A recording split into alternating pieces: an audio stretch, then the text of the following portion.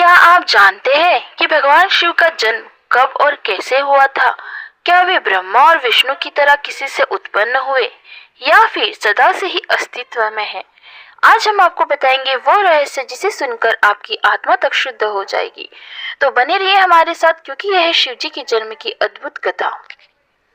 दोस्तों, बहुत से लोगों के मन में सवाल होगा कि ब्रह्मा और विष्णु की तरह क्या शंकर जी का शिव जी का भी कहीं से उत्पत्ति हुई है? तो ये सारे सवालों के जवाब आपको इसी वीडियो में मिलेंगे, तो अंत तक इस वीडियो पे जरूर बने रहिए। भगवान शिव के बारे में जब भी चर्चा होती है, हमारे मन में अनगिनत प्रश्न जन्म लेते हैं।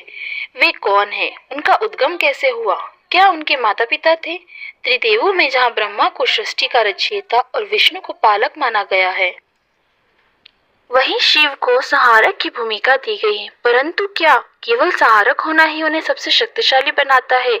शिव को सदैव त्रिशूलधारी, जटाजूटधारी, गले में वासुकी नाग व मस्तक पर अर्धचंद्र और शरीर पर बागर तथा भस्म लिप्त रूप में दर्शाया जाता है।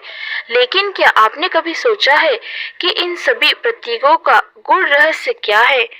आखिर इन सबका शिव के स्वरूप से कैसे जुड़ा हुआ है? वे आदि है, अनंत है, जिनकी आराधना स्वयं भगवान राम और रावण ने भी की थी। शिव को केवल सहारक ही नहीं बल्कि सृजनकर्ता, पालक और पुनर्निर्माण के अष्टदाता के रूप में भी जाना जाता है। वे देवों के भी देव है। देवादिदेव महादेव ब्रह्मा और विष्णु जैसे देवता भी उनकी स्तुति करते हैं। दोस्तों, ब्रह्मांड की शुरुआत से कहानी स्टार्ट होती है जब कुछ भी नहीं था, जब आकाश न पृथ्वी, न देवता, न मनुष्य, सिर्फ एक अनंत शून्य था। और उस शून्य में था नाद, एक दिव्य ध्वनि ओम। उस ओम में कंपन से ब्रह्मा, विष्णु और महेश, तीन महाशक्तियों का उदय हुआ। लेकिन सबसे पहले प्रकट हुए विष्णु, जो अनंत जल पर शेषनाग पर विश्राम कर रहे थे। फिर उनके नाभि से उत्पन्न हुए ब्रह्मा जी। ब्रह्मा जी ने सृष्टि की रचना शुरू की, लेकिन उन्हें समझ नहीं आया कि रचना की शक्ति से नियंत्रित होगी। तभी प्रकट हुए एक तेजोमयी ज्योति, एक अनंत अग्निस्तंभ, जिनका ना कोई आरंभ था ना अंत। अनंत ज्योति और शिव, ब्रह्मा और विष्णु दोनों उस ज्योति को देखने पहुंचे। उन्होंने देखा वो प्रकाश इतना तीव्र था कि उसकी सीमा तक पहुंचना असंभव था।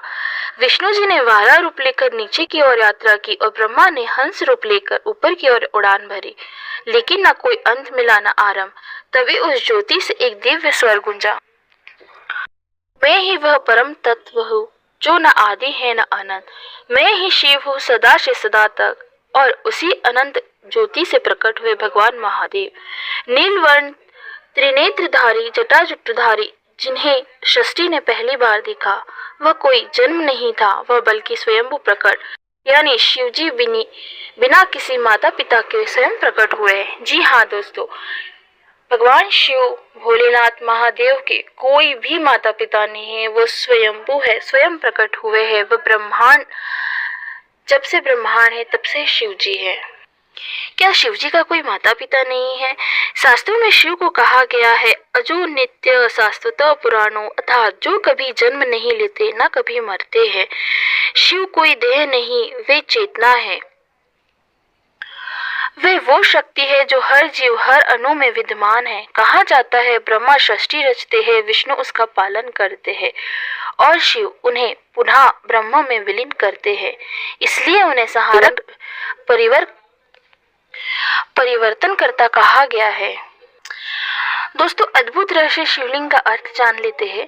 अब सवाल आता है, अगर शिव साकार नहीं तो फिर हम शिवलिंग की पूजा क्यों करते हैं? शिवलिंग असल में वही अनंत ज्योति है, ज्योति का प्रकाश है जिससे शिव प्रकट हुए थे। लिंग शब्द का अर्थ होता है चिन्ह या संकेत, इसलिए शिवलिंग है उस अनंत चेतना का प्रतीक जो हर दिशा में फैली हुई है। जब हम शिवलिंग की आराधना करते हैं तो हम वास्तव में सृष्टि के उस मूल तत्व को प्रणाम करते हैं जिससे सब कुछ उत्पन्न हुआ और जिसमें सब कुछ विलीन होता है। तो दोस्तों, शिव जी का जन्म नहीं हुआ था, वे तो आदि अनादि है, सृष्टि के पहले भी थे, आज भी है और सदा ही रहेंगे। अगर आप भी भोलेनाथ के भक्त हैं तो कमेंट में लिखिए ओम नमः शिवाय।